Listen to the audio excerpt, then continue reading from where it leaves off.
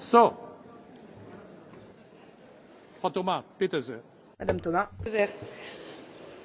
Madame la Commissaire, chers collègues, nous sommes aujourd'hui face à une révision certes technique qui fait suite au retard très important dans la mise en œuvre des programmes opérationnels.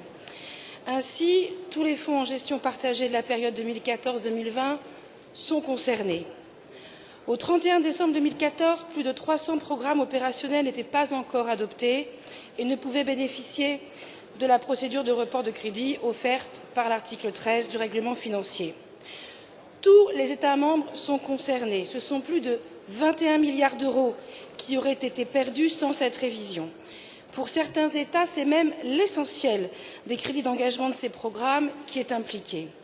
Quelques exemples. Pour la République tchèque, 99,6% des fonds seraient perdus. Pour la Roumanie, 80% des fonds. Pour l'Espagne, plus de 60% et plus de 50% pour le Royaume-Uni.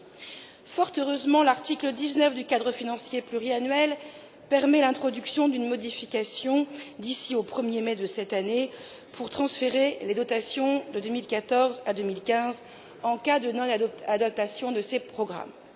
Pour toutes ces raisons, vous comprendrez l'avis favorable à cette révision que nous proposons au vote.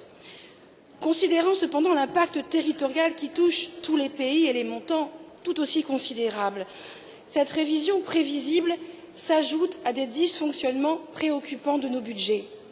Premièrement, cette situation pose une nouvelle fois la question de la sincérité de nos décisions budgétaires, puisque au moment où elles sont prises, nous étions en retard et nous le savions. Deuxièmement, dans le contexte de déficit chronique de l'investissement en Europe, un tel retard à l'arrivée des fonds structurels lié à la validation des programmes opérationnels est difficilement acceptable et retarde d'autant les investissements sur nos territoires. Troisièmement, ce retard de mise en œuvre aura également un impact sur les crédits de paiement, car en décalant les engagements d'un an, ce sont les paiements tout entiers qui pourraient être décalés dans le même ordre, dans la même ampleur, en augmentant ainsi la pression sur les crédits de paiement de l'Union en fin de période du cadre financier pluriannuel. Nous connaissons cet effet boule de neige, cette accumulation de factures impayées qui mine la crédibilité de l'Union en laissant des milliers de porteurs de projets face à cette cavalerie budgétaire.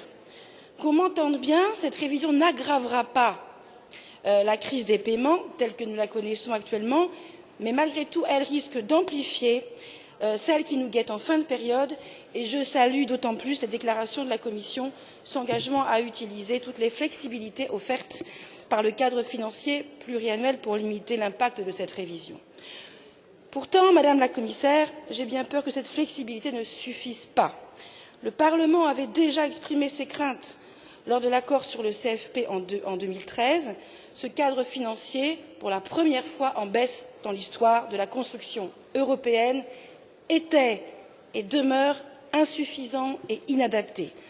Ainsi se profile un certain nombre d'ajustements budgétaires qui, en s'additionnant, constituent ce que j'appellerais les incontournables d'une révision, cette fois-ci non pas technique, comme aujourd'hui, mais politique du cadre financier pluriannuel, crise des impayés, Fonds européen d'investissement stratégique et réserve de flexibilité.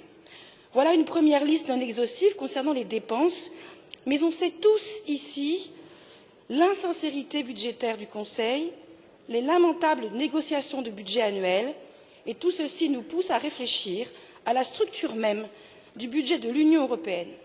Nous avons, à l'occasion de cette révision, une opportunité historique. Pas cette révision technique, mais la révision politique qui nous attend. Cette opportunité ou ce devoir est ouvert par 3 éléments. Premièrement, les élections ont résonné comme un coup de semonce de la part des citoyens européens qui ont exprimé, pour certains, leurs doutes, pour d'autres, leur rejet de l'Union. Deuxièmement, la crise économique exige de nous une intervention contracyclique où le budget européen doit prendre toute sa place et on le voit bien à travers le débat par l'entremise de l'EFSI. Enfin, évidemment, la question démocratique, question de la responsabilité politique qui nous interpelle en tant que législateurs. A-t-on vu jamais un Parlement voter des dépenses budgétaires sans s'interroger sur les recettes? C'est un peu le monde à l'envers. On dépense sans être le moindre du monde responsable des recettes et sans lever l'impôt.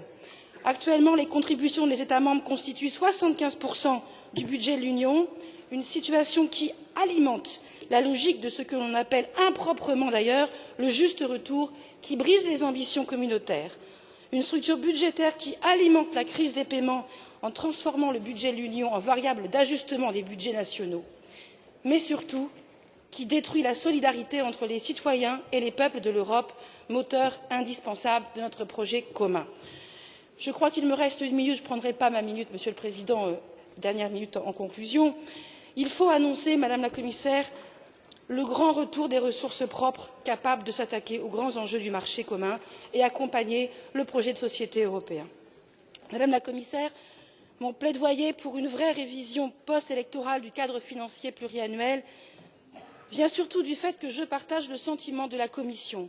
Nous sommes à un tournant de la construction européenne et face à la montée des populistes nationalistes, nous ne pouvons nous permettre le luxe de l'échec par manque d'ambition. Cette révision technique appelle une révision politique du budget dès 2016. Vous pouvez compter sur le soutien des démocrates de cette maison. Pour cela, nous attendons vos propositions. Merci. Onorevole Fernandes. Monsieur Fernandes. Muito obrigado, Sr. Presidente. Queria saudar a Sra. Comissária. Merci, Monsieur le Président. Alors, tout d'abord, permettez-moi de souhaiter la bienvenue à la Commissaire.